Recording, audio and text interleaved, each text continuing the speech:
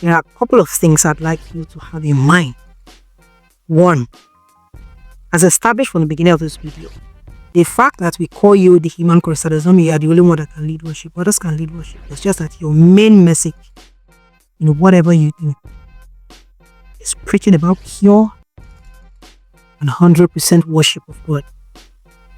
Two, now that you know that you've been called to preach the message on pure and 100% worship of God, it means you need to study the scriptures thoroughly for you to be able to know first who you are even worshiping. Because if you don't know who you're worshiping, how would you worship him where you ought to? And also, how to worship him. Next point is that we also know that in verse 8, they were all well trained.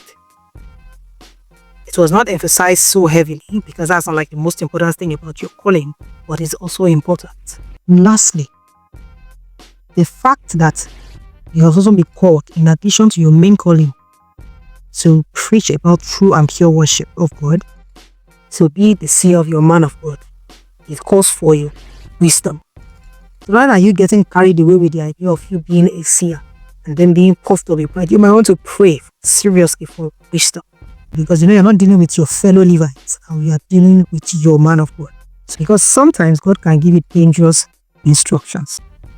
If you decide to skip telling him directly and tell you there's a reason, but then you need to be wise. The Quiet Doctor.